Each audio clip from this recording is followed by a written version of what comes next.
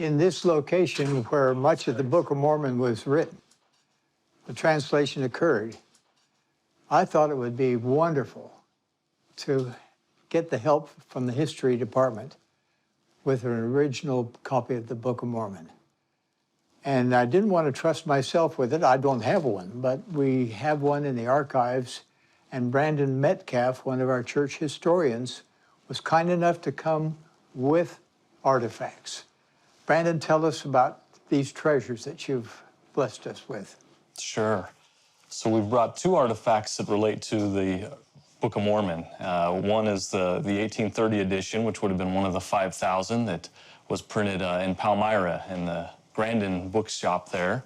And we also brought, what's even more special is a page from the original manuscript of the Book of Mormon. Oh, please, tell us more.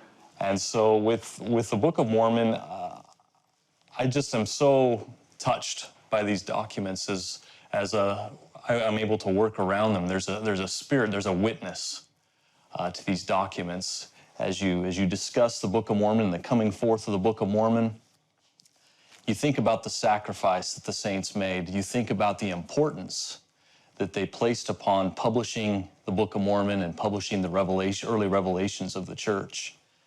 And one of the lessons that I love that we learn from these artifacts is it wasn't easy.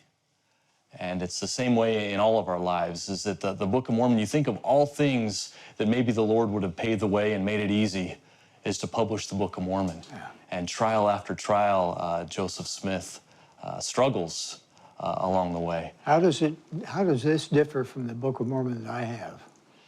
Very little.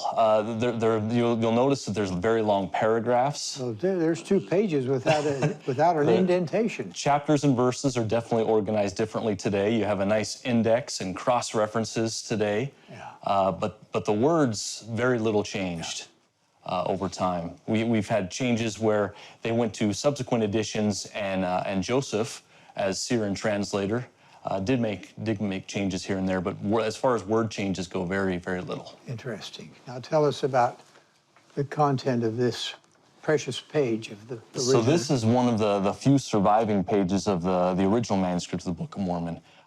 Moroni took the plates back, so this is as close as we get to the plates. But this is from Alma, section from part of chapter 33 and chapter 34, which talks about the need of the infinite atonement in our lives. You can see it wasn't stored in ideal conditions. Joseph himself kept the original manuscript in his possession. And then when later on in Nauvoo, he placed it in a cornerstone where it sat for just over 4 decades near the Mississippi River with high humidity and flooding. So most of it is not in great shape, as you can see. But they wrote on both sides of the paper. They wrote on both sides.